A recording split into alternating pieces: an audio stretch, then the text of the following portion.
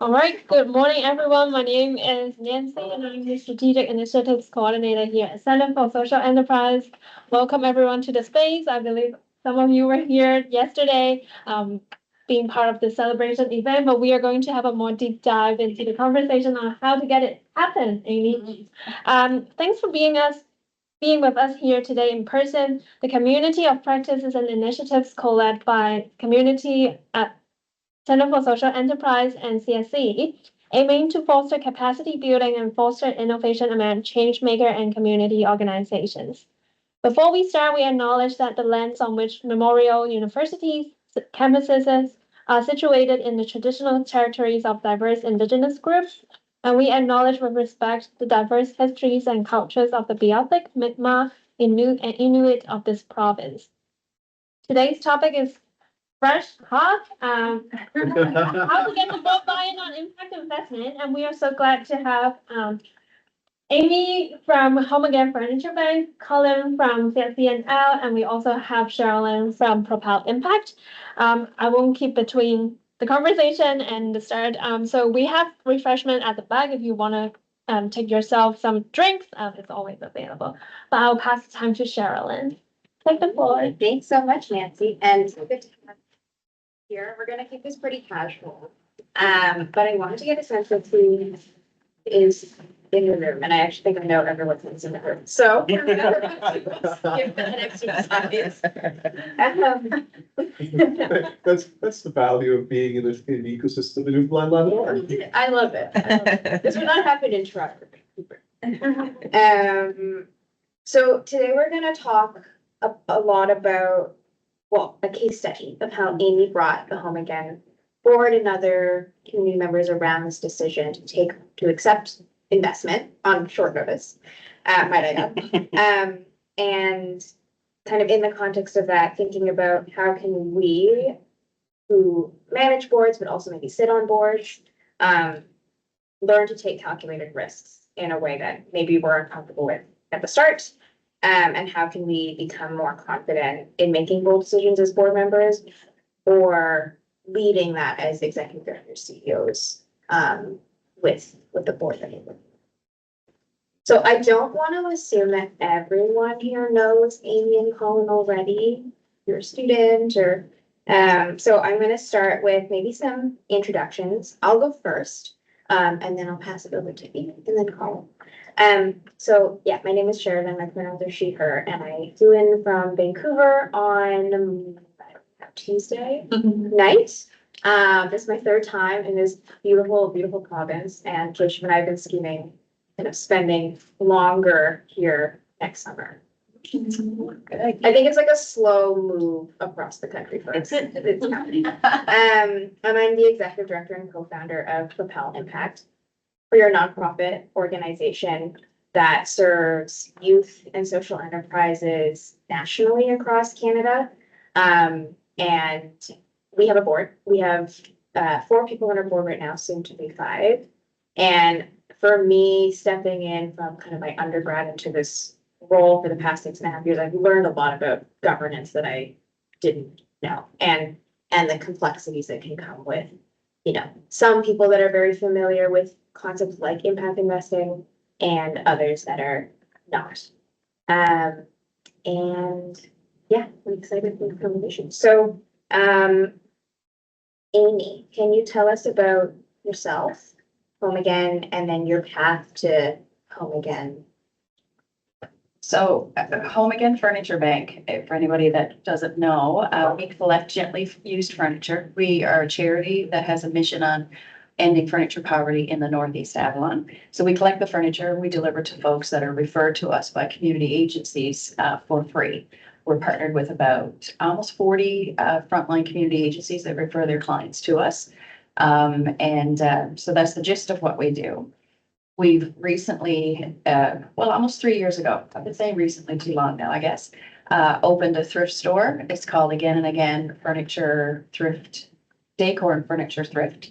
And that is our social enterprise that we open to support the organization, generate revenue, sell the items that are not suitable for client deliveries, and support the organization. So my path to Home Again was happenstance. I heard that word go around a few times yesterday, and I'm going to use it today because it started as a volunteer role to help a couple of families that had been moved here from Jamaica, and were kind of plopped in Newfoundland in December, January 2014, 2015, and very little resources. I think I probably shouldn't say, but I think there was the province dropped the ball in some cases.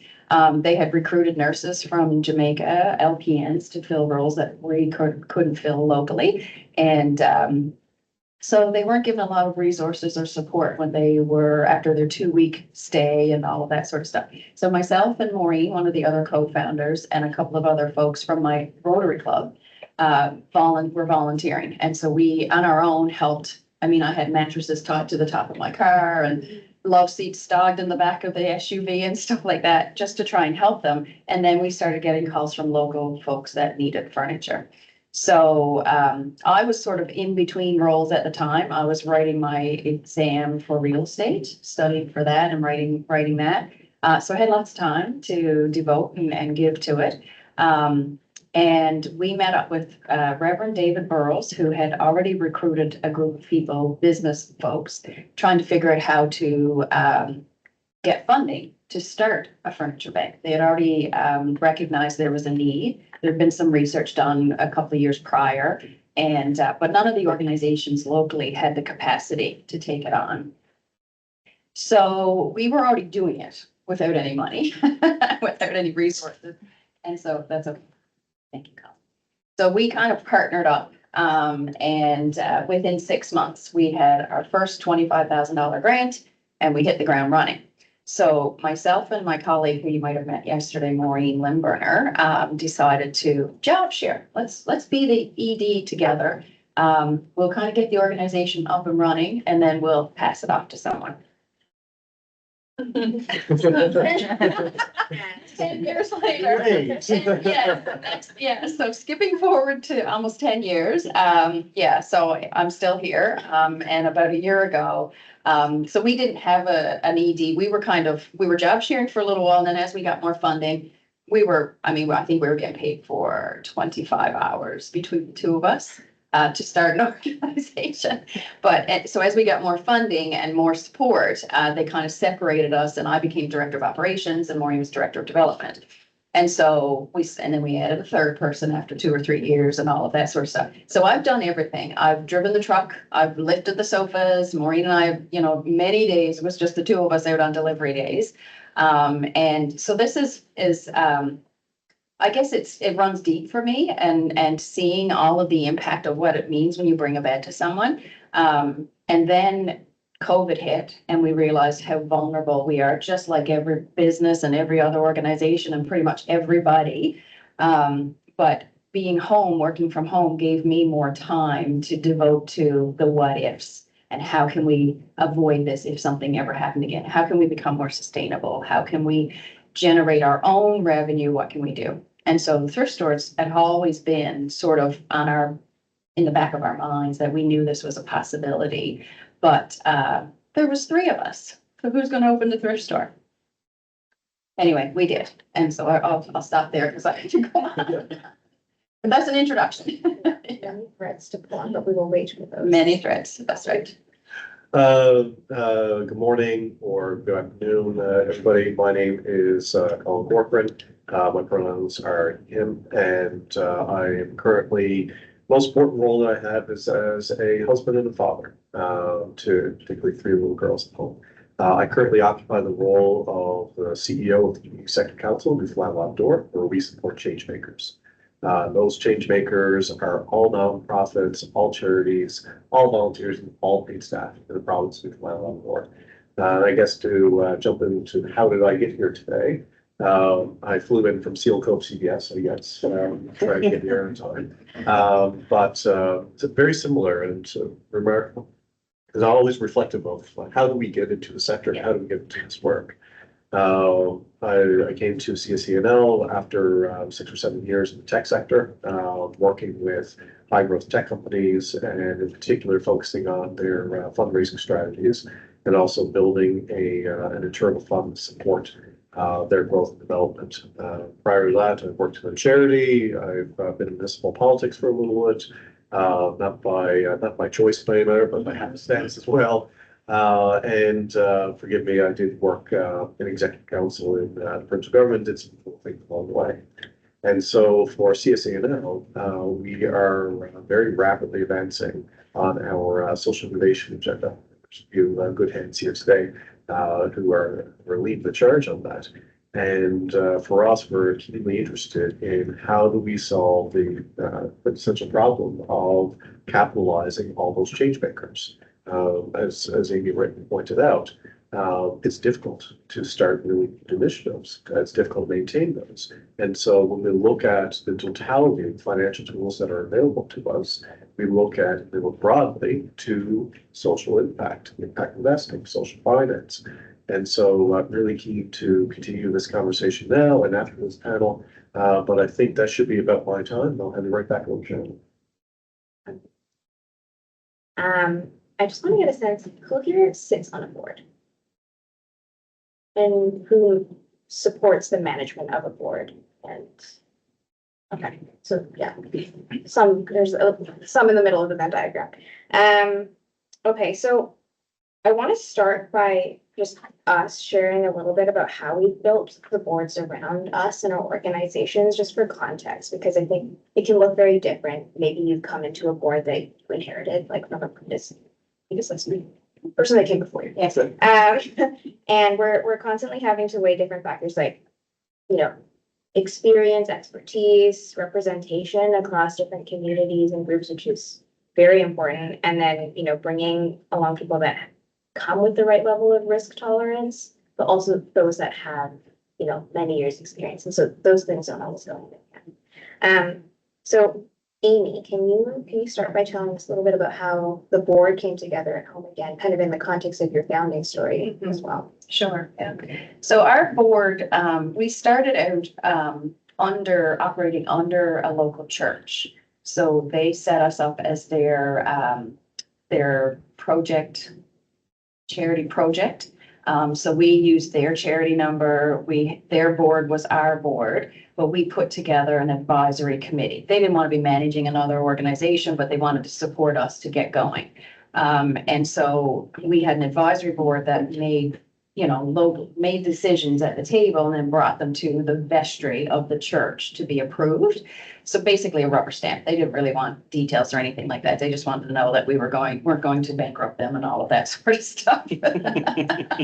And so we operated that way for about 7 years, I guess. So it's about 3 years ago that we became our own charity, had our own charity status, incorporated and all of that. So prior to that, it was an advisory committee that was mostly made up of churchgoers. We pulled in a few people along the way, but because it was under the church, I think sometimes people thought they had to be Anglican in order to participate in that committee and that sort of thing. They were all great people, very passionate about what we do, wanted to support, wanted to help, but didn't necessarily always have the right skill set that we needed at that table. Very good people, all of that. So when we incorporated and became our own charity, the first thing we had to do was create our own board. So we did, a lot of people said, you know what, you guys are in a different level now. I'm going to step back. You move ahead. A couple of people stayed on. And I would say the first 2 rounds of our board were still very much passionate people with more skills than we had had previously, but we didn't really have strategy on who we needed at the board because we were still growing so much. And Maureen and I often commented, we also didn't have an executive director. So Maureen and I were kind of playing the role. We take pieces that each of us wanted to take or that we were better at and that sort of stuff. So it was very organically grew into that. But as we grew more, we realized we needed a lawyer, we needed this, we needed an accountant. You need to have certain skills on your board, but you also need to have people that are open-minded and can take you to those next steps. So I would say now, when I became ED last year, it was just a year ago, 2 years ago, the board decided they're going to hire an ED. And they went through the process and I put my name in the hat, and luckily for me, they chose me. So the first thing we had to do was we were down to 5 members. So if we lost one more member, then we didn't have quorum and our charity status would be in trouble.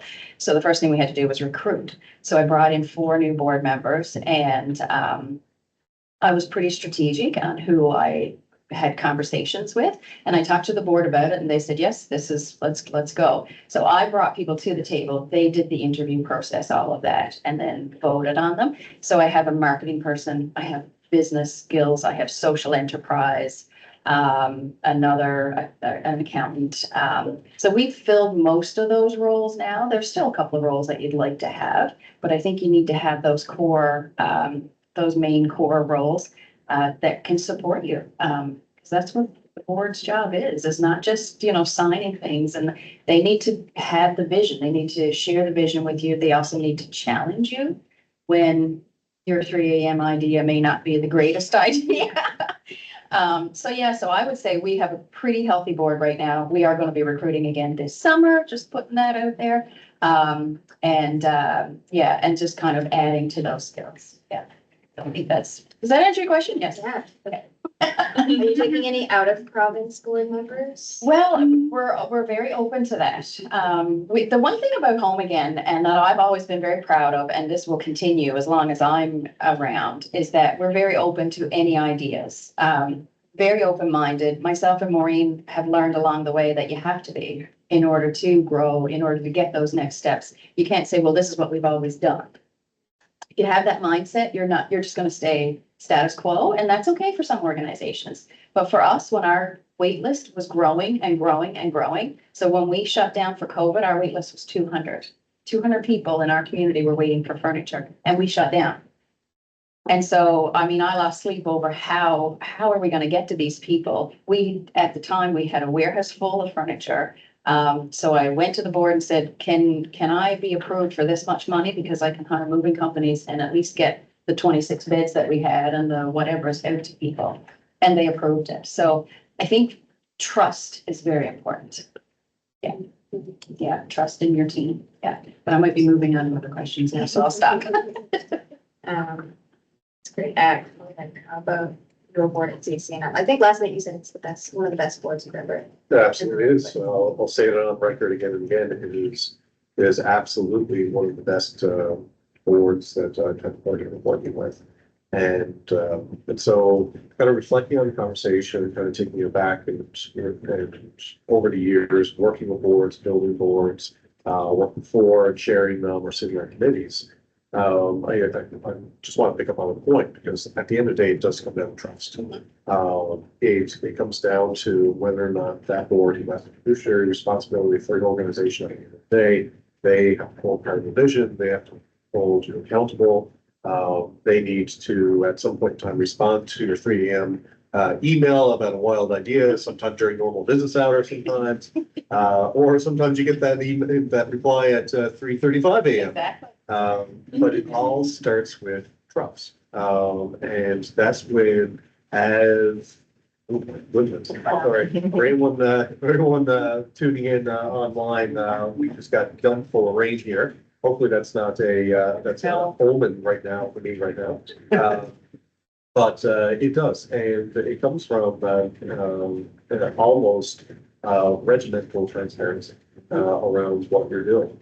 And so when you're looking at otherwise bringing the board members, or if you're looking at joining an existing board, establishing that relationship and that trust. So again, part of that, and part of the conversation that we're having today, social finance, active investing is not a normative conversation that we're having around board table here in Rock Door. We are a very nascent ecosystem in that respect. And so for board members, they're going to be looking to you. They're going to be looking to you as joining boards, when they're looking to you as you're bringing somebody constantly boards, and you will become the subject matter expert. And because of that, you will need to have that trust built. And part of that trust sometimes goes with it's a response for me at this point. No, because I'm always losing mine. It really comes down to, at the end of the day, making sure that you are honest, transparent about your level of competency around the topic. That honest conversation, even at that board table of, do we need somebody else around the table? I was chatting with some students here in Change Makerspace, a while ago, and I don't need to talk because you got this, but, the three positions that I always recommend for a board is get somebody with financial literacy. It could be an accountant, be a CPA, but somebody with financial literacy. Get a lawyer or somebody who understands regulatory environments, and get a marketing or communicator. Because in a crisis, those are the three types of people that you're going to need. In a pinch, those are the three types of skill sets you're going to need. And when you're dreaming, those are the types of skill sets and professions that can really accelerate from the ideation stage to actually execution, because they can take a lot of pain points away. Or shut you down. Or shut you down, exactly. No, you're absolutely right, because, and they will have to, and if they are not aware of, or like what I like to call, if they don't get it at the end of the day, that could actually be a block to progress as well. So ensuring that you have the trust in you as an executive director or CEO or the chief executive, to be able to say, hey, listen, I know this is scary, I know this is a little bit outside of the norm, but here's how it works, here's how we can make it work. And then speak the language of that. Yeah, I think pulling on that thread of trust, when I was like 25, that's when I became the executive director of Propel. And I inherited this board structure, but I had never been on a board. I didn't know how they were supposed to work. I'd never like been in a board meeting before. And so there were a lot of things that I didn't share with my board because I didn't know I had to. And one of the things is that I didn't pay myself for about 10 months. And when that finally came to light, one of our board members, who we love so much, threatened to quit on the spot. That was a really important learning. And so now I'm very open. And it wasn't that I wanted to withhold that information. I just didn't know what was my responsibility to deal with versus like when I needed to bring them in. So I'm glad I had that. You're getting paid now. I have. Okay. Yeah. Sorry, like, Good. board hack kicked in that. But yeah, I'll just touch a little bit on Propel's board. So we have a slightly unique structure in that we're, as a nonprofit, we got acquired by a for-profit company last year. And as part of that transition, two of our board members are from the leadership team of this company called Spring. And then for us, it was really important to have independent board members that really understand like the community space, because Spring is a little bit more focused on like for-profit scalable ventures. And so we also wanted to have folks from across Canada because we wanted that representation in someone who is an alumni of our programs, because she deeply understands the experience for students. So that is a little bit about Propel's makeup of our board.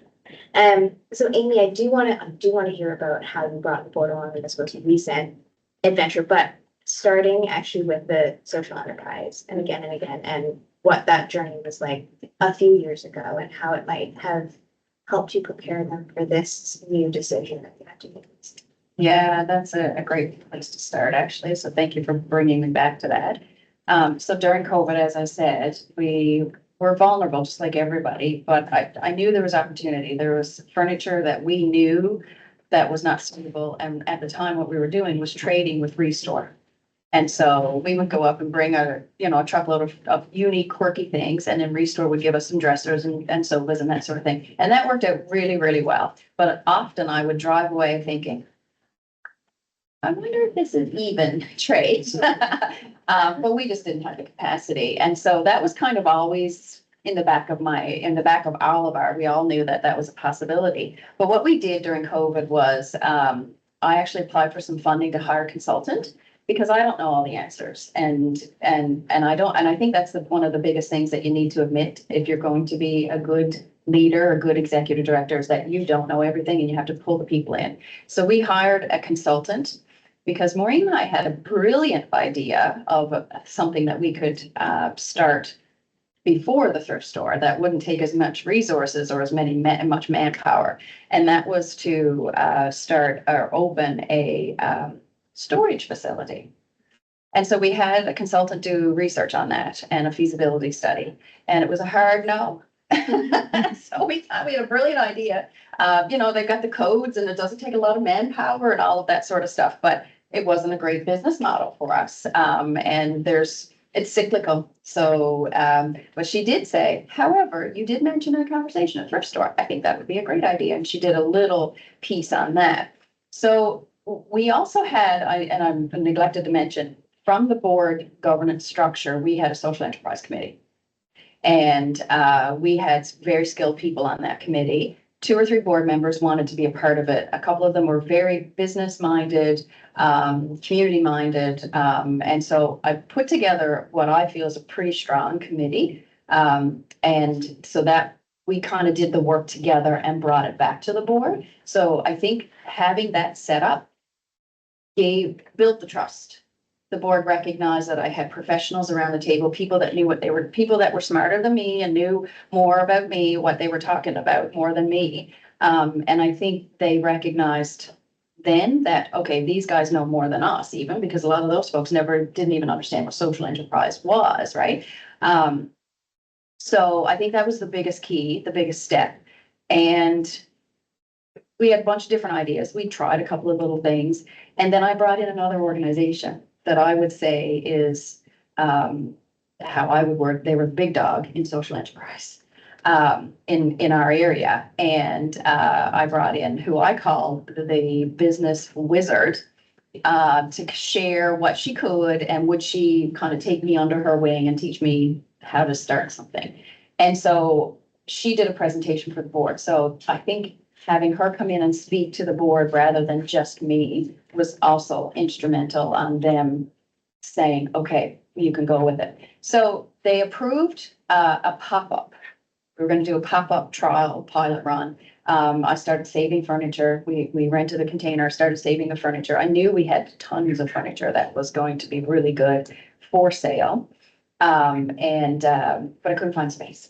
So the pop-up evolved. Once I finally did find the space, it evolved into, let's open a 3-month pilot. Not just because a pop-up, we were just gonna downtown somewhere, a little storefront somewhere, whatnot. This was a big building and a big opportunity. So the board gave me $15,000. So the risk was low. That's like, I put together this pretty tight budget, and if you ever speak to Maureen, the two of us, I feel, that can do a lot with $1. We learned because we started ground up, right? And so I think I've kind of taken that with me. And even though, we're not quite, we still shop at the dollar store for our office supplies and that sort of thing. So I knew that we could make it work on a pretty tight budget. And if I'd asked for $50,000, I'm pretty sure it would have been enough. But I was able to get it down. I asked for $15,000. And the board kind of, we had it in our budget. It was, we had some savings, that sort of thing, and it wasn't really going to affect us. So the risk was low. And I had the people, all of the committee to support, and found the space. And they trusted me. So I've been working with them for 7 years. They knew what Maureen and I were capable of, what we could do. And so they trusted me. And we opened the store. It was supposed to open October 1st. It didn't open until November 12th because COVID was still around. People got COVID, vacation, this, that, whatever. So we were open for 6 weeks. We made a profit in those 6 weeks. And I just simply went back to the board and said, here's my business plan for next year. Here's my projections. Here's what I think we can do. Can I sign a lease now? And so they hummed and hawed. It was a week or so that I wasn't part of conversations that were going because I wasn't the executive director at the time.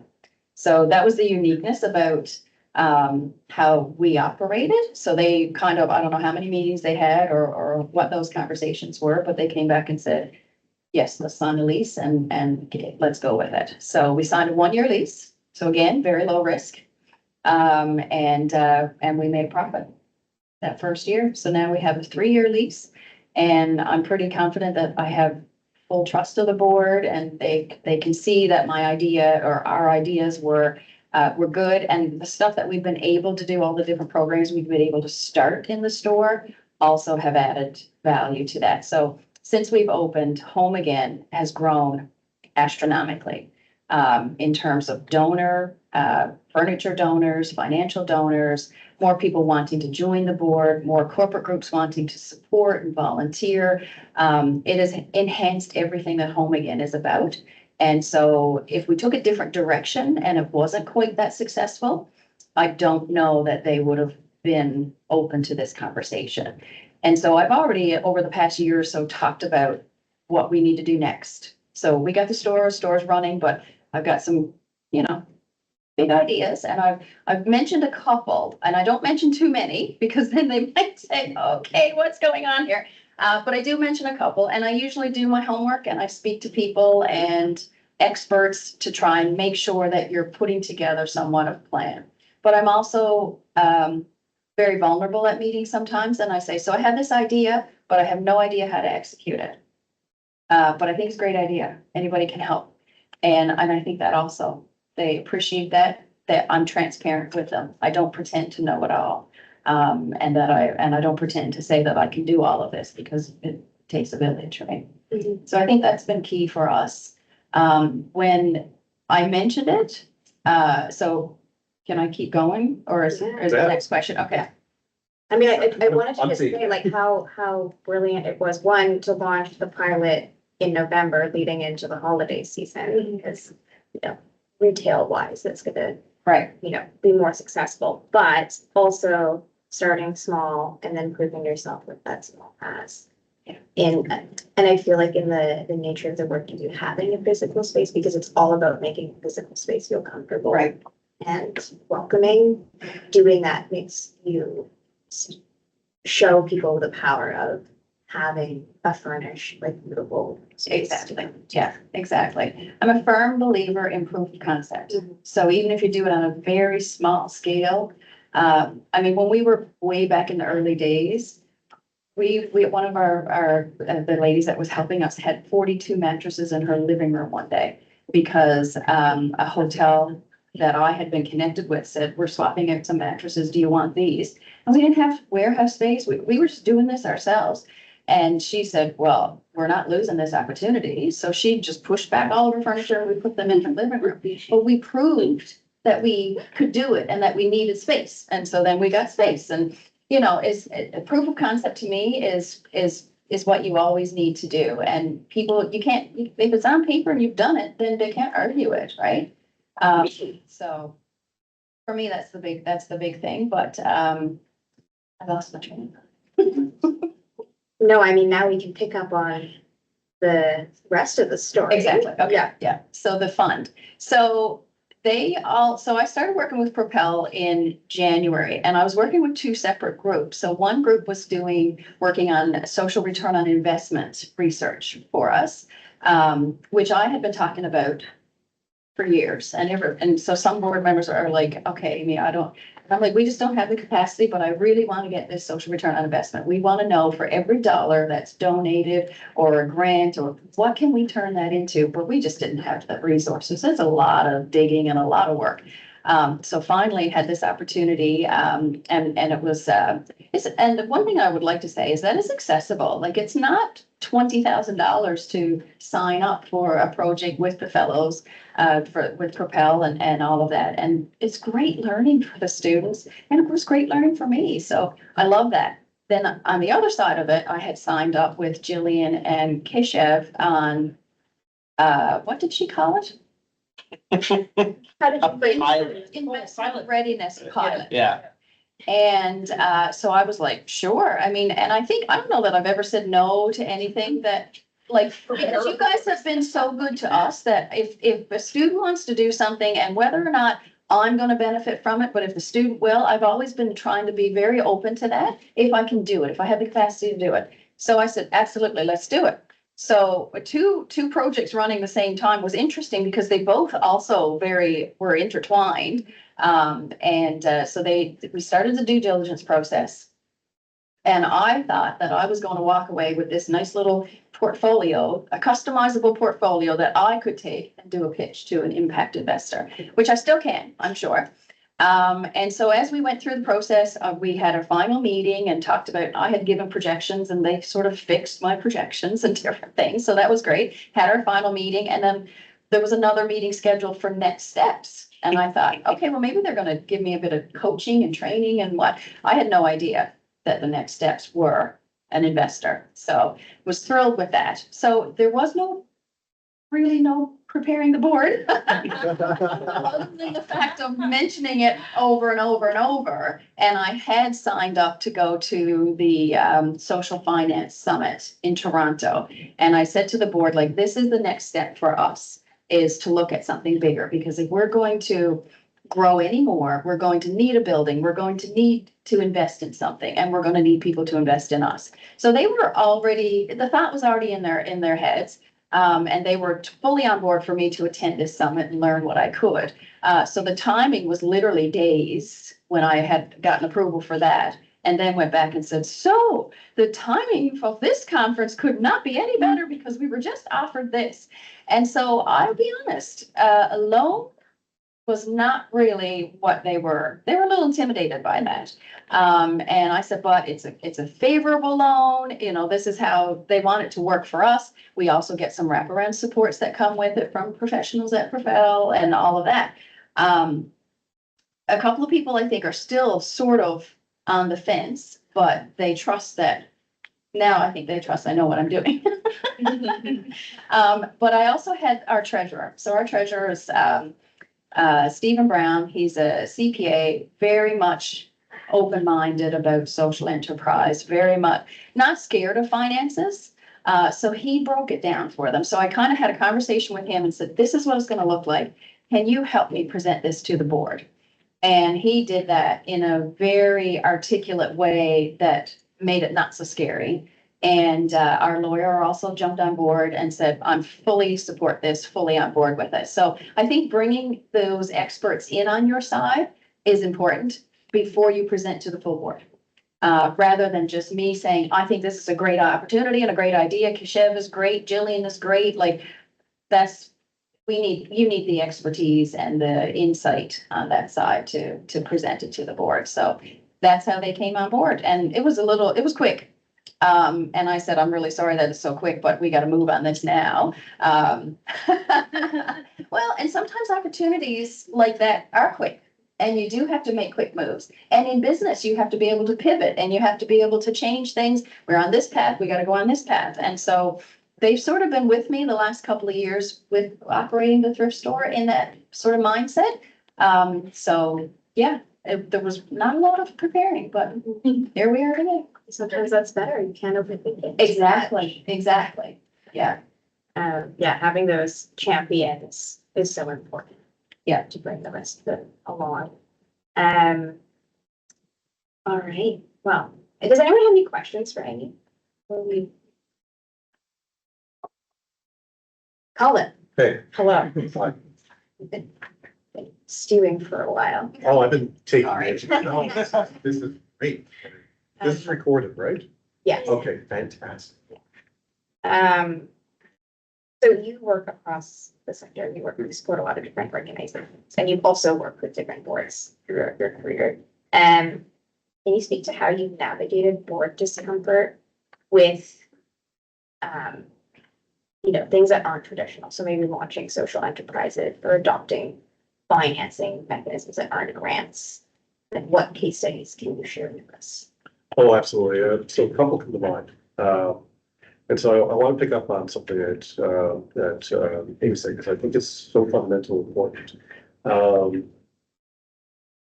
Some board members are skittish. And one of my solid pieces of advice is, for the love, don't startle them, don't scare them, don't surprise them sometimes if you can.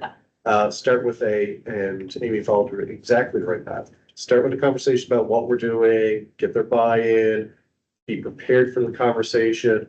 And also, and it reminds me of a couple of experiences in the past, don't be surprised when your board member is surprised. Because we have to remember, as executive officers and staff, sometimes there are board members come in on a monthly or quarterly basis. They come to a meeting, they have the meeting, and I call it the bathtub problem. This is a great chair that I had years ago called it the bathtub problem. And essentially, when they walk to a board meeting, they're filling up their their heads, they're filling up the bathtub with everything that you have to say. And then as soon as the board meeting is over, the plug goes and it drains, everything drains out of their heads because they get lives. Like, that they're being on a board is not their primary, 9 to 5 type of a gig. And so then sometimes you have to refill that bathtub. And so when you're engaging in these incredibly technical conversations, taking organizations sometimes off the beaten path, outside of your comfort zone, you gotta remember that you're dealing with empty bathtubs when they walk into that boardroom table again. And so like, sometimes you gotta refill them again, in order for them to get comfortable. Over the years, had some wild kind of experiences. I think one in particular, I'll give you two. So, one goes back to the expansion of Genesis. And so, Genesis Tech Incubator here in Newfoundland Outdoor. And so, we were running into the pre-COVID and post-COVID problem of running out of physical space. The incubator was growing, we were taking on new programs, taking on new types of clients. And so we were looking around for space, and we actually were approached by another nonprofit. Hey, we have this space, we have this lease, this is what we're doing. It was a co-working site here in St. John's. And so we were talking about it, and it's the first time that Genesis had expanded outside of the university system, university footprint. And so when we started having the conversation, we introduced it a little bit, and then we put it away on the agenda, and then we brought back, and then we asked what, we had a really good, and again, I'm so thankful for the board that I had at Genesis at the time, because they were very thoughtful. We had the lawyer, we had the accountant, we had the marketer, we had all the kind of archetypes that you needed, and they asked incredibly good questions. And so knowing that and knowing that board, I went in with a pitch essentially to acquire this nonprofit and assume their operations. And so that alone was a nearly an hour and a half kind of item on the agenda. But we came in with pro formas on the actual issue of what the cost would be, the upfront, what it would do, the benefits, the risk analysis on what would be the best case, what would be the worst case. And by the end of it, after a good grilling, which is what we expected, that board said, "Yeah, this makes sense." And the other part of it is again refilling that bathtub, is keep that board updated afterwards as to how it's going. Because if you make such a foundational shift in the business model, in the operational model, they're going to want to know what happened afterwards. So. Keep them apprised of, that we did. How is it going? Major risk was revenue at the end of the day. So how is membership sales going? How is the operations going? What does this look like? And so that was an incredibly good exercise that we went through. Another kind of interesting one, and I don't tell parts of this story for a reason, but I'm comfortable now sharing it. But some of you know that I spent some time trying to build cellular infrastructure in my hometown in St. Mary's Bay, about an hour south of St. John's. And we had put together a board very quickly. We used a social enterprise as a vehicle to do it. And so what we ended up working out with the municipalities, you got to remember, these are municipalities with populations of some of them under 200 people. And so the tax base is none. There is no tax base. There is no extra cash to throw at economic development, to throw at initiatives. It's water, it's roads, it's keeping the buildings from falling down. And sometimes you actually can afford to do all three of those. And so we bought them into the vision of, hey, let's invest in this critical infrastructure that the communities need. And so one of the ways that we're able to do it at the end of the day was the social enterprise had to then take on the debt product, because the way that it worked with municipalities and the way we're able to get buy-in is we gave them the option to pay their portion over a 10-year period. So we presented a debt product to them, a very flexible debt product with individual payment terms for each municipality depending on their capacity to pay. Some were able to pay up front because there was a very successful Chase Days, which was wonderful. Some were struggling with budget. Some, one had a complete turnover in their entire council, which means I had to refill bathtubs again and again and again. And so, at the end of it, when push came to shove, it came time to actually pay for the infrastructure so it can go live. We were short on the cash in order to do it. And so at that point in time, a quick discussion, we ended up taking on a debt product. And we explained how this would work, what it would look like, and thankfully that debt product ended up being paid off in time to trigger a condition of that debt product, which meant that 25% came back as one of the COVID relief debt products. And because of the quick and smart moves of municipalities, St. Mary's Bay suddenly on a random day that I didn't even expect, don't be surprised, a random day I didn't expect, all of a sudden I was getting texts and messages from people back home, hey Colin, we have cell service, what's going on here? Like, what's happening? But the other part of it on the risk side is, this story should never be repeated. Because one of the challenges that we have in impact investing, we say investing, but it also includes the wide gamut of financing products, like debt products, like equity, like revenue sharing. There's a whole gamut of things. The challenge with this debt product, it came with something called a personal guarantee. Oh, I heard that, ooh, immediately. Those municipalities, none of those councilors could take on a personal guarantee. And so that became a very personal conversation for me. So this is where this is not a good example. I'm telling everybody today, and everybody's listening to this now, do not do this. Do not accept a debt product that requires your board members or your executive officers or anybody to take out a personal guarantee for that debt. The only reason why I did it at the time, it was a family decision between Nancy and I at the time. The only reason why we did it is because we were so into it. We had believed in getting this project off the ground. And so we did. And so signed on the line.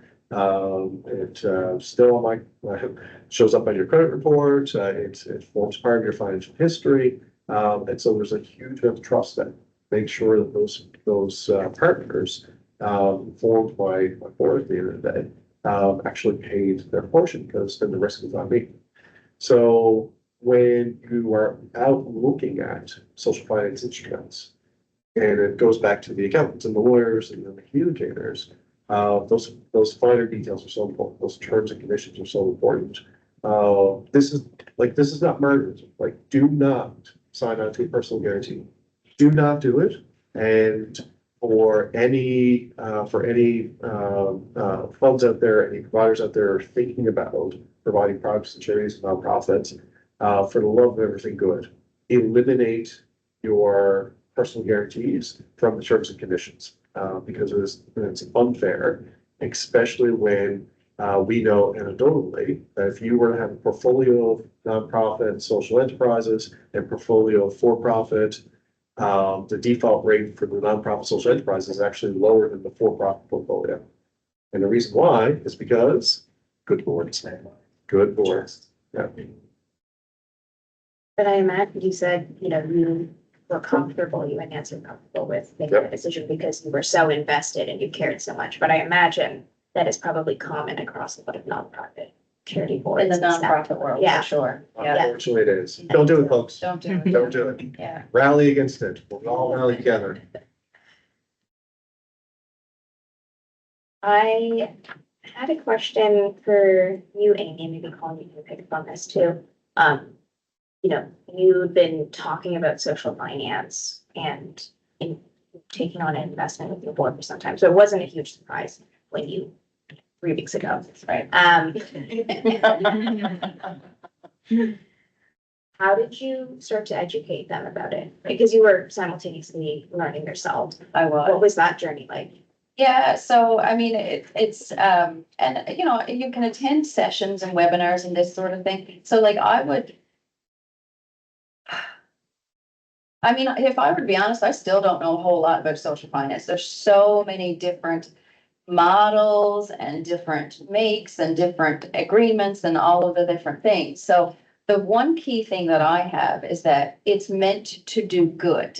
and it's meant to support the organization. So it's different than when you go to a bank, looking for a mortgage, or you're going to one bank and then you're trying to work another bank against the bank, and then you're going to the third bank and say, well, I'm getting this, and it's like you're playing hardball with trying to get the best rate. You don't necessarily need to do that as much with impact investing. They're looking at the impact of your organization and they're telling you they want to invest in it. So yeah, you're still gonna negotiate all of the things, but it's kind of like you're in the driver's seat because they're coming to you because they believe in you. And so I think the trust, but it's completely different. And I keep saying that the social part of social finance is what you need to focus on.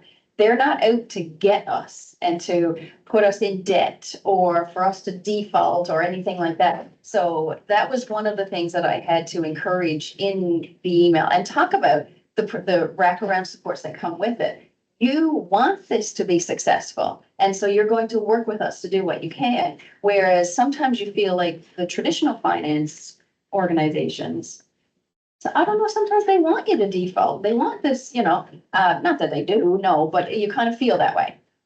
So I think that was a big, it's just reminding them that they approached us and this is a good thing. And then, of course, then Stephen goes back over through all of our finances. We can afford this. Even if we have to ask for a delay or this or that, if this happens, you throw out some different scenarios. And we're actually in a really good position right now. Things are going really well for us, but that could turn on a dime. We all know that. COVID, all of that, we all know that, but we can still manage this loan. And I think at the end of the day, that was what signed the deal, was that we can manage this as an organization. If we were asking for $1 million, we would need probably 3 months to get to that. And I don't think that would ever pass. So the way we approach it is that this is a stepping stone for us. And this is a good place to start, a comfortable place to start. And again, like I said, going back to the skills, having Stephen do that presentation, we can afford this, guys. They're putting trust into us again, right? And also the stores do really well. So if that continues, then this is not going to be any issue for us at all. So again, the risk, right? It's very low risk. Yeah, that's what I would say there. Back to the proof of concept. Proof of concept, yeah. And so who knows, in 2 or 3 years, we might be looking for a larger loan to purchase a building so that we can all have everything under the one ready for, get ready. I'm getting ready. No, but in all honesty, that's how you grow, right? Like that's how, even in life, that's how you grow. And I will talk about, don't do it. So when I was getting ready to pitch to the board about opening the thrift store, I also had considered using my own line of credit to prove it before I went to them. And somebody else said, don't do it. And I thought, okay, I'm not going to, but you have those thoughts because we're passionate people in this world, in this sector. We believe in what we're doing, and sometimes you have to put your own. My mother always said, don't ask anybody to do anything that you're not willing to do yourself. And I hold that true in all areas. And so I donate to Home Again because it's really hard for me to talk to people and ask them for donations if I'm not investing in it myself. And so I really felt that if I showed the board that I'm willing to put this in, then, but we all know how that could turn in a bad way. And so I decided not to do that. But yeah, we always have those thoughts. So good on you. And it's very brave of you to do that. Oh, no, it isn't. It isn't. It was a quick decision in the moment because we had worked for years and years and years. And we were comfortable, very comfortable at that point in time. But we should not celebrate. No. We should not celebrate. And going back and kind of picking up from the point, we exist in a capitalistic system. The reason why social finance is growing is because there's an unmet need. There's an entire market that's not currently being met. And in some instances, and it isn't your individual banker, it isn't the frontline person working on a community loan or anything like that. It's the fact that the systems in which we exist in are by nature extractive, because that's how they continue to build wealth. And so that's why social finance is become such a growing topic, is because there's an unmet need out there. Finally, we're at a point where we'll rally against the capitalistic system, saying, you know what, that was the first time talking, the thing, frig it, we're gonna do it ourselves. We're gonna build it. We're gonna make sure that we can do it. And so I'd like to pick up on one of Amy's points as well, kind of run with it a little bit if we have time. Okay. I think I'm okay with sharing this. I don't know if this detail, I'm looking over at Jillian. I'm just gonna say it anyway. She'll tell me I'm afterwards. not reading your mind right now, so I don't know what you're. I know, I'm a little bit tired. Yeah, me too. Signals are broken. Oh, yeah. T-shirt's in the way. Too much happening. So on the other side of it, I'm sure you're aware, I was on the investment committee, actually reviewing. And so, I'm okay, yeah, okay. And so when we received the pitch, from fellows and when we're going through it, for me, it was not the perfect process. There's a bit of speed that was going with it. I'll talk about that in a second. But when I was going through, I looked at it, I was like, you know what? I would invest in this.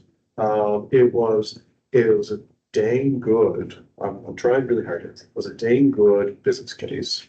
There's a solid rationale as to what the market could potentially sustain. There's some pivots and iterations that might need to be made.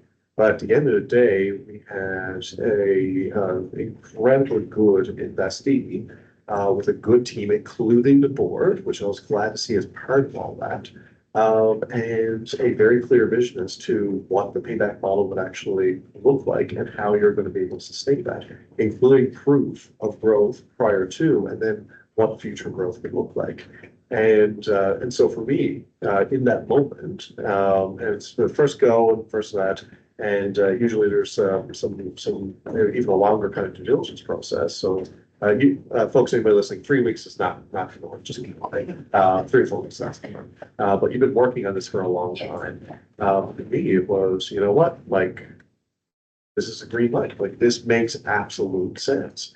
And so for me, what I think is really important, otherwise, when you're receiving that information, or when you're kind of preparing for the information, or a reminder to people that being prepared is incredibly important, but also in times when things may go bad, or things are missing, or yes, it's the element of trust, but understanding that there's somebody on the other side that gets it. Right. Because I've been in I'm in your role as well. And when I saw it on the other end, it was like, okay, like, yeah, like I'm comfortable having a question about this, and I'm comfortable about not knowing this, because I know this organization, I know the leadership, and I think I said it around the table, like, I looked into the whites of your eyes and I'm like, yes, this is somebody that I can absolutely work with, actually invest in it.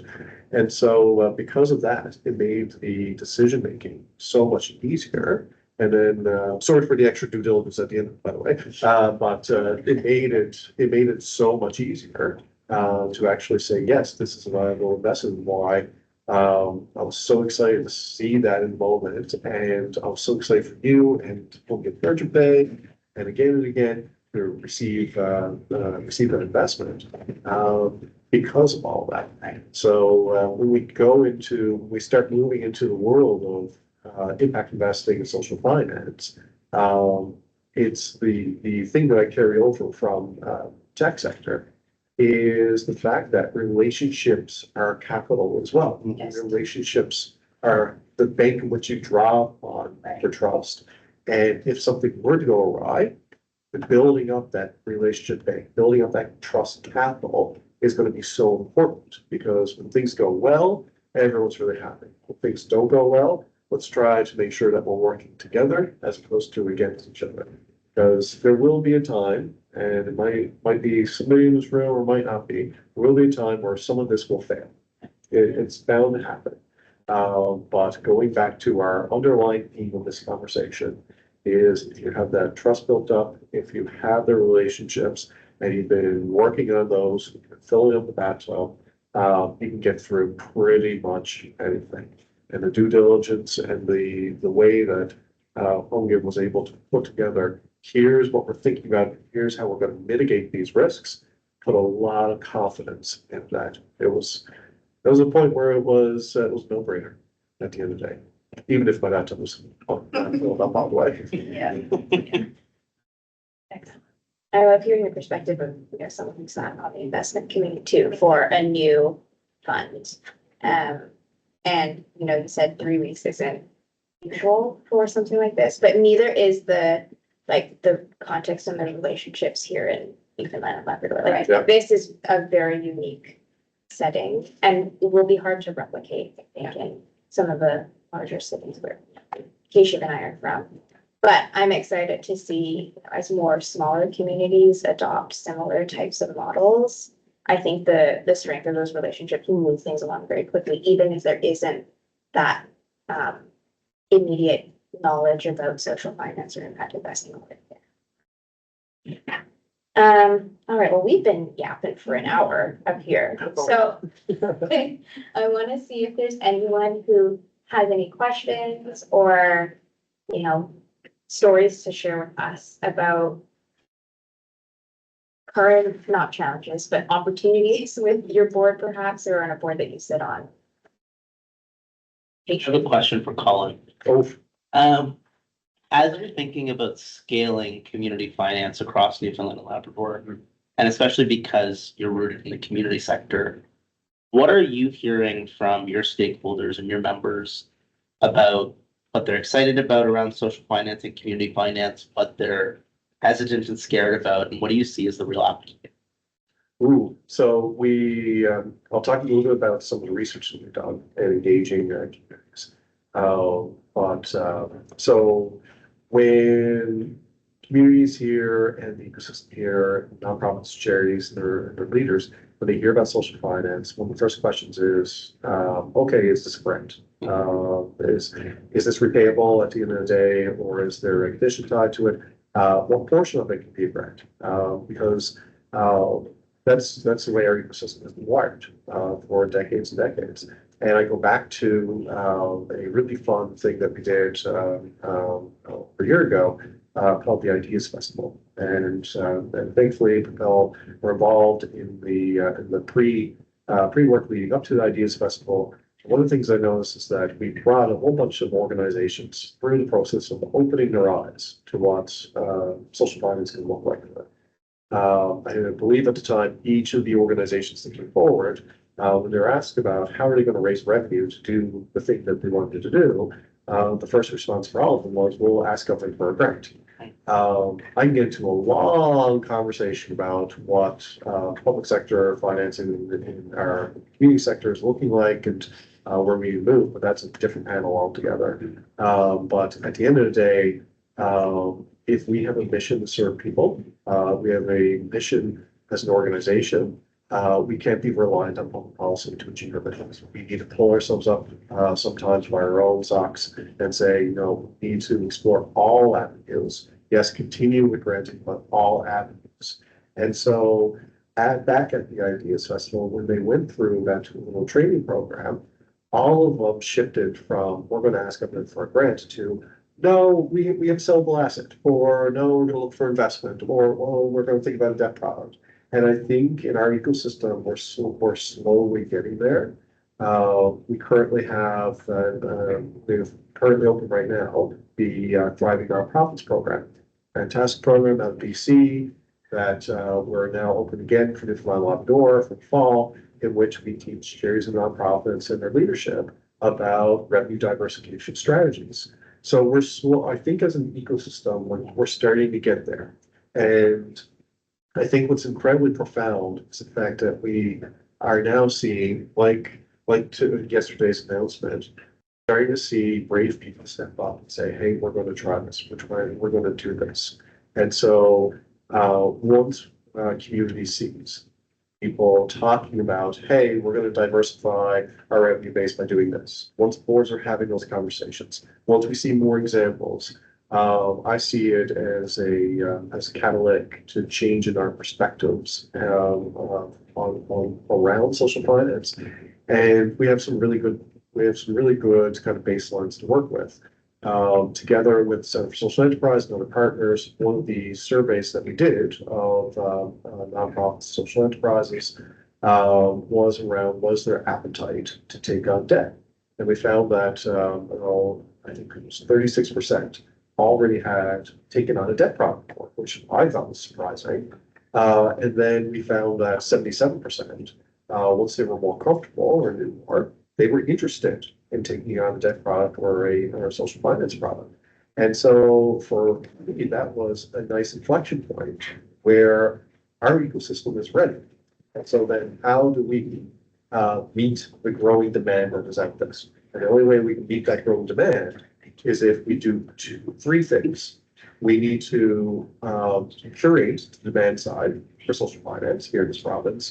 We need to we actually need to build supply side. And that's otherwise capital from Canada or other areas. We're building it here in Newfoundland Labrador. And I love building in Newfoundland Labrador solutions because we are fairly unique. Sorry, Quebec, but we are a unique culture here in this country. And then the third thing is we have to build the ecosystem. Like we have to capacity build in a way that wasn't done over the past 5 or 6 years since social finance fund emerged.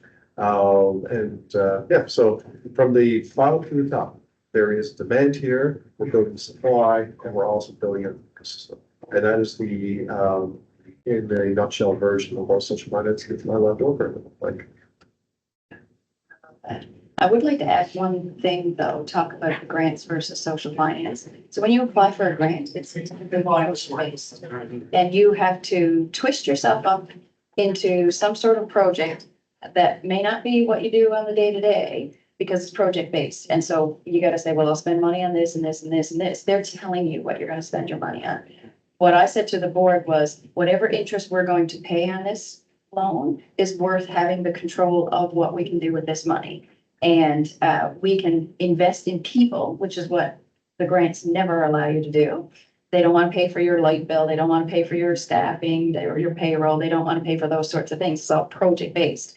And so we're going to spend that on investing in our people, and those people are going to prove and generate more revenue that we can pay this back easily. Yeah. So just the difference between grants. You don't want to keep hiring external consultants. Well, and that's the thing, right? You can get a grant for that tomorrow. You can get a grant for that. Yeah. But that's not sustainable. And we're all about people. And so we want to employ people if we can, right? So yeah, no, it's the consultant thing is great when you need it and you can and rely on it, but it's time. It's time for us to build the people. Yeah, and build our team. For you, Amy, you said that your board was a little bit surprised about taking on debt. Well, what do you know what they were anticipating? I think they thought it was going to be a grant or a portion of it would be a grant. And there's many models like that. So, you know, depending on what article they might have read or, you know, what have you. I didn't send them any real information or any, you know, case studies or anything like that. Several people did say, is a part of this going to be grant? And of course I had to ask the question, but yeah, that's not always the case, right? And so then again, I'll go back to I love your concept of the empty bathtub. Because you're right, boards, they attend the meeting, they're listening to you in the moment, but that's gone again. And so I had to refill the bathtub for some people and say, well, this is what we talked about. And, you know, 3 weeks ago, this was what was in the email, just kind of copy and paste things again, for a couple of people, because I don't think they could grasp the fact that it was all going to be a repayable loan. Yeah, even though that was mentioned, they were still thinking a portion of it was grant. Yeah, so I think it's the empty bathtub syndrome. Yeah. It can be tiring to keep refilling bathtubs for people. Drawing that water. Yeah. But something that a couple of my board members have told me that they like is like sending a 5-minute video, like recording it on Zoom, walking through it verbally, not expecting them to just like read a static piece of paper. And I think that's actually helped, because then they also see like the excitement that we have about a particular. I guess steal that one, that's awesome. Yeah, I'm still too. Yeah, I started creating like charts and things, because people, these, 2-page written documents, you create a chart, but even charts don't stick, right? Yeah. I love the video. I love that idea. Yeah, definitely stealing that. Anyone else have any questions or ideas to share?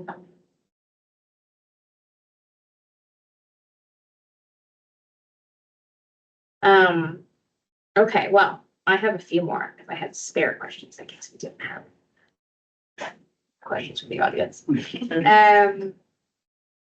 What, I guess kind of drawing on what I was just sharing, like, oh, here's a simple thing that we can do with a video.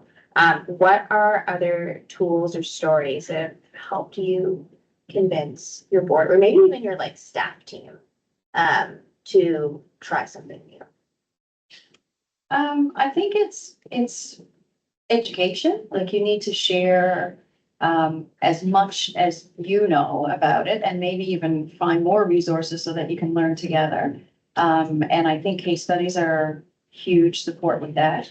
Lots of times it's easier to compare your organization to another organization and say, okay, well, if it can work for them, maybe it can work for us. And I think transparency, I think having full discussions, open discussions. We recently had a strategic planning day with the board and staff, and I stayed very quiet because I don't want all of these ideas to fully come from me. I need other ideas to come to the table. And at the end of the day, I mean, I participated, of course, but when the first questions were going around from the consultants, I let other people answer. But at the end of the day, the one thing that I was very happy about was that we're all not only in the same book, we're all on the same page as to what we believe Home Again is capable of. And how you get there, it might vary and people might have different thoughts on that, but the end result of what we see our future is, we're all on the same page. And I think that is very important. If people think, well, this is what we need to be doing and you're up here and they're here, or they're up there and you're here, with sometimes boards can have monstrous ideas, but the reality of what the resources can do, but we're all on the same page. So we're in a really, really good place right now. And I will ride that wave as long as I can. Yeah, but team and board all on the same page. So it's a good place. Yeah. And also underestimate the value of like just making sure the mission, vision, theory of change, like all of those things are still accurate Mhm. on a annual basis. Right. So that we're rowing in the same direction with our fair lead guiding us. Did I use that right in Yeah, context? you did. Okay, Yeah. there we go. Yeah. That was a fair way to lead us into the next. I just want to like connect those two, because as I was listening, my head went the exact same way. Because of how grants are structured, project-based, we sometimes end up bending and twisting our organizations and mandate creep. Right. Scope creep is a real risk in our sector because we're forced to change who we are and in particular why we exist in order to sustain the organization. And that's always the justification. I think when it comes to some of these bold ideas for some boards, I think it comes down to how does it connect back to the mission at the end of the day, the why you exist. Is a fundamental change or a shift from your vision statement or your mission. Sometimes maybe you need to iterate on it as well because of it, because you need to grow involved over time as well. But if you are proposing something that is completely outside of the organization's skill set, completely outside of the reason why it existed, the reason why those board members are there is because they believe in the mission. And if you're pitching something that doesn't align with belief, the why or the mission, that's going to be a foundational question. That's going to take up more time than the actual idea itself. Well, why are we doing this? So when you come to the table with a bold idea, connect it first to why. How does this help us advance our mission? How does this help us achieve our vision at the end of the day?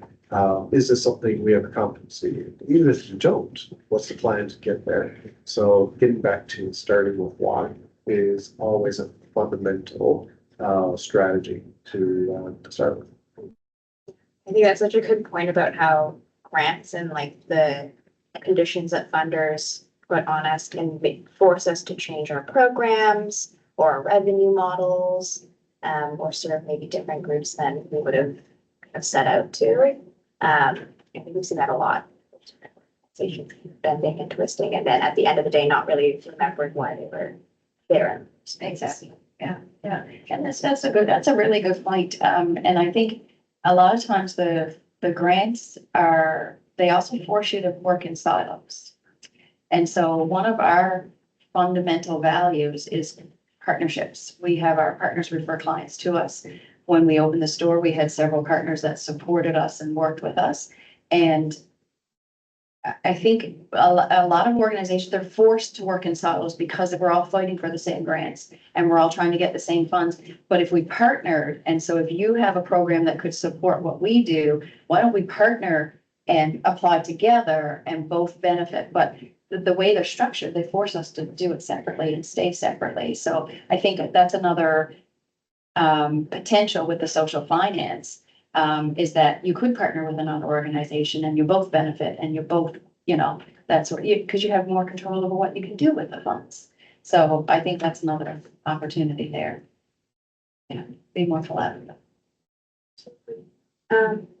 Any last words of wisdom you want to share with anyone who's going through, maybe about to embark on this journey? Amy, we got the first 75K out the door, but there's a lot more where that came from.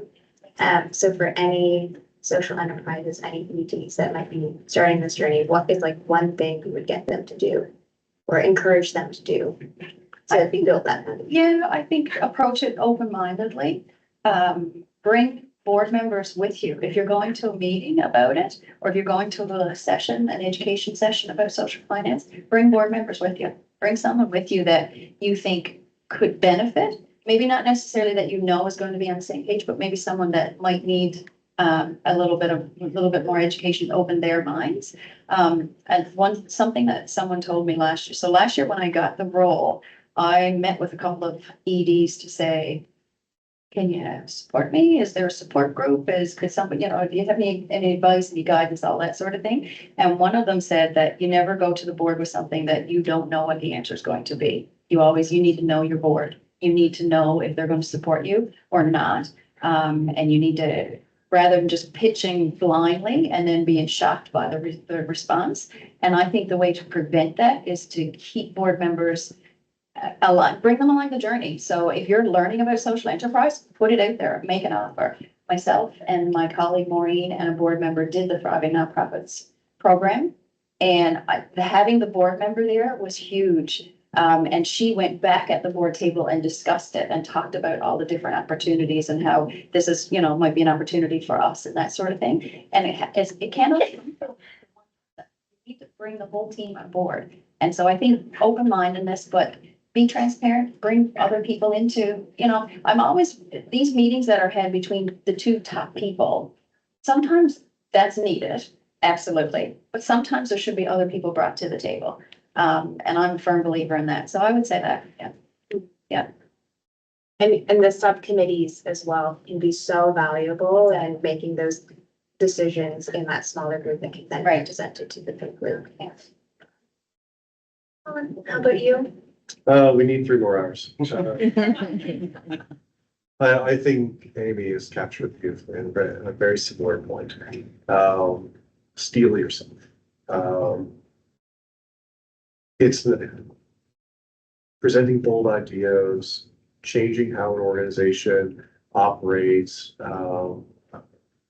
presenting something that's a little bit more riskier. Steel yourself, steel your nerves, your stomach. Because at the end of the day, if you are standing on 2 feet and you're pitching something, you need to be able to stand tall. And for that's an individual journey for everybody. Sometimes it's turning music up loud while you're driving. Sometimes it's being incredibly prepared and anticipating questions. Sometimes it's going through the conversation with a colleague or a friend in order to kind of say it out loud, at least for the first time. But steel yourself, steel your nerves, your stomach, and be prepared for questions. prepared for somebody to say that's a terrible idea, or be prepared to be questioned on a number of things. And do not worry about it. You are presenting an idea, you're presenting a concept, and if you have relationships with your board, if you have trust built in, if you've done your pre-work, if you understand who people are, how they've come along in the journey, those are all ways to strengthen your pitch, your argument with yourself. But if you are a change maker, there's a reason why change makers have thick skins, because you're doing something that others are not doing. You are taking and you are pioneering a certain idea or facet or a whole movement on behalf of the rest of us. And so if you're able to do that, if you're able to stand tall and firm and be able to take criticism, advice, and all that, be open, you are going to be a fantastic leader for your organization.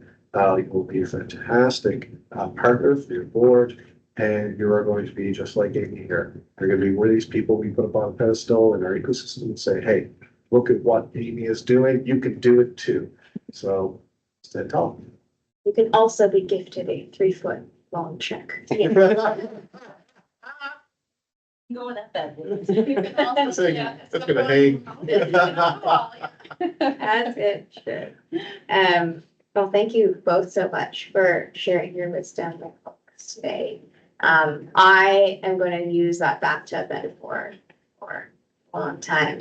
Just remembering that like our board members don't sit in the details the way we do, and we can't assume that they're obsessing the way we are. And how do we make that as, make that dump or the influx of water more approachable and kinder for them, so that they can help us make really good decisions. Well, thanks so much for joining us today on this. Now